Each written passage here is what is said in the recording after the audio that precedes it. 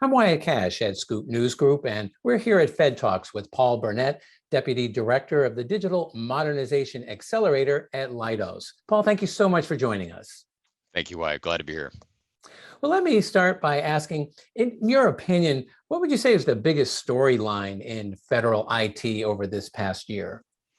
The top storyline, in my opinion, is cybersecurity, without a doubt. The marked increase in events over the past year plus really pushes a lot of the other headlines to the kind of the backseat, the back burner.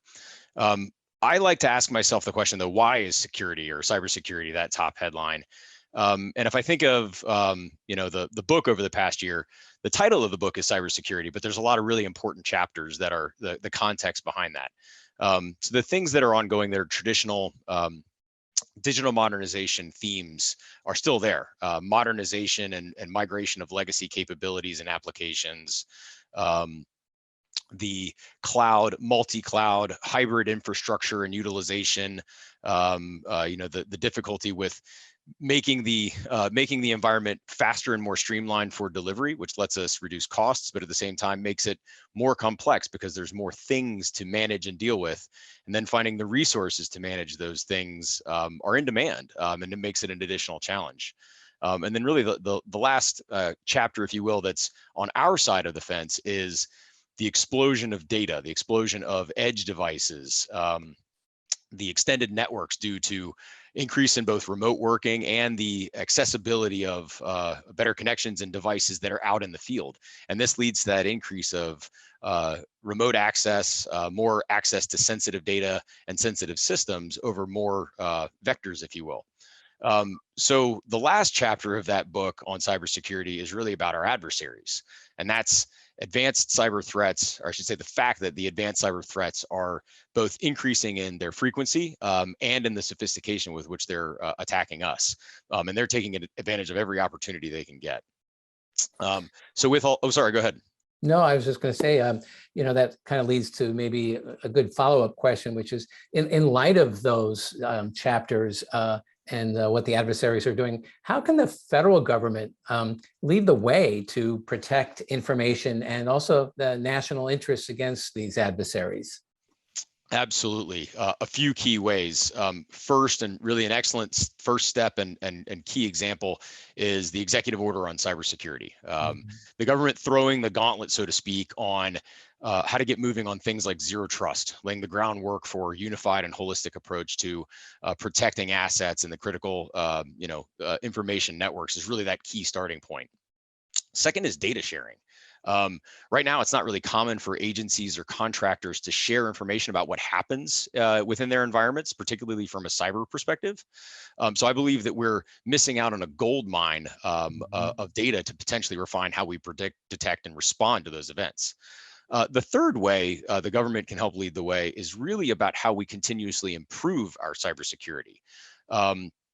So just like in sports, we like to scrimmage. We like to test our defense against an offense by kind of mimicking what is the other team going to do, and really cybersecurity is no different.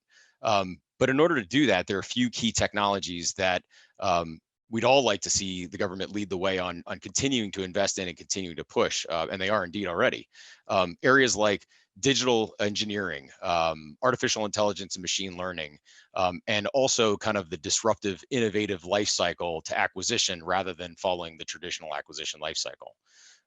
So using, digital engineering to model how we can, protect our assets and our interests without having to do it live in the field is a really, really exciting area and allows us to accelerate how we can test and improve our defenses in a digital way.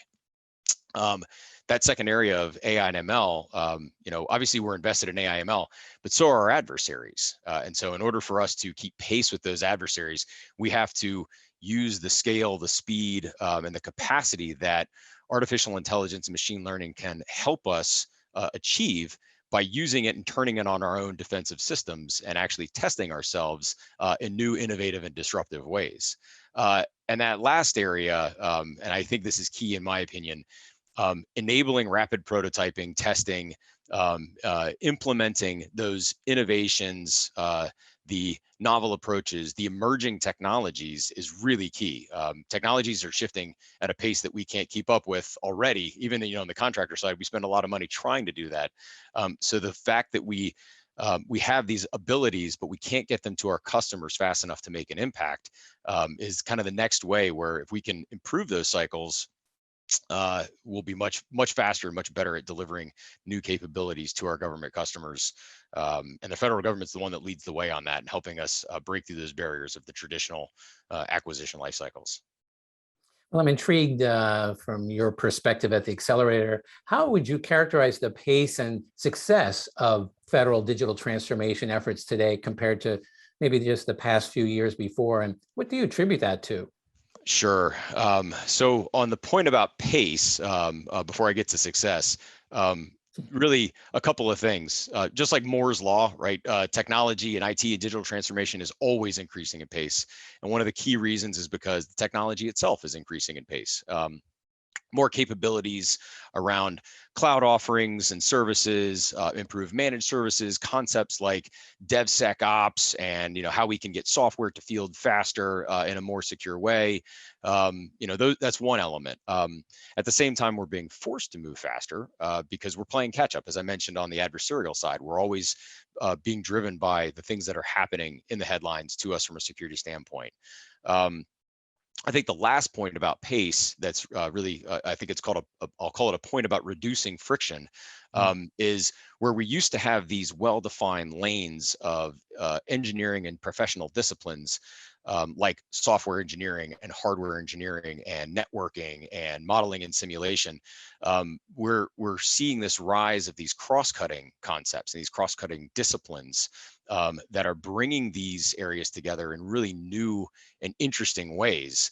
And overall, that in and of itself is helping reduce the friction of how we tie those threads together between all aspects of an IT architecture and deliver new capabilities at a much faster pace. And so that's really exciting to see that blend of disciplines where we used to have predefined lanes. When talking about success, obviously we're getting better at moving faster, which is great. And if success were purely about moving fast and delivering mission capability, I think we'd be doing overwhelmingly well. However, and this is kind of back to the first question, the headline isn't about moving fast and just delivering capabilities. The headline is cybersecurity. It's all those events that are happening. So by moving fast, by delivering mission capability, and doing it with a complete thought around cybersecurity, meaning the start and end of everything we do, being how do we secure our networks and our assets, that's really going to dictate whether or not we're successful. And so I think we'll know we're successful when we no longer see the headlines about attacks. And I think that's one thing that we're striving for. Yeah, although I think most of us would agree those headlines will probably be with us because they'll keep finding new ways to attack. That's exactly right. Well, lastly, maybe on a more personal note, what in the federal technology landscape most excites you in the days and months to come? For me, it's really about the pace we were just talking about.